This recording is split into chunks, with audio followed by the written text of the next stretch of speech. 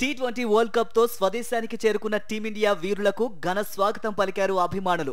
Airport లో దిగిన దగ్గర నుంచి ప్రధానిని కలిసి ముంబై విజయోత్సవ ర్యాలీ తర్వాత వాంఖడే సన్మాన కార్యక్రమం ముగిసే వరకు అడుగడుగునా నీరాజనాలు పలికారు. ఇసుకేస్తే రాలనంత జనం ముంబై వీధుల్లో వాంఖడే స్టేడియంలో కనిపించారు. ముంబై రోడ్లన్నీ జనసంద్రంగా మారాయి. ఇదిలా ఉండగా స్టేడియంలో ఓ పిచ్చెక్కించే సీన్ను మీరు చూసారా? ఆ దృశ్యం చూస్తే గూస్ బంప్స్ పక్కా.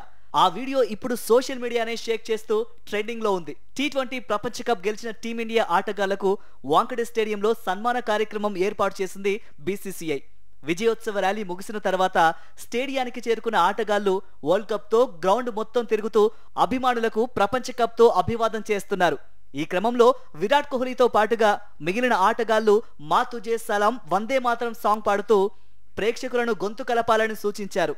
దాంతో స్టేడియం మొత్తం ఒక్కసారిగా వందే మాతరం నామస్మరణతో దద్దరిల్లింది.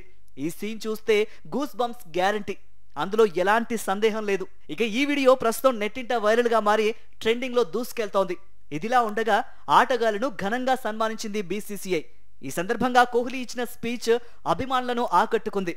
ఒక్కొక్కరు తమ అనుభవాలను పంచుకున్నారు. గ్రౌండ్ మొత్తం ఇండియా ఇండియా, ఛాంపియన్స్ ఛాంపియన్స్ అంటూ దద్దరిల్లింది.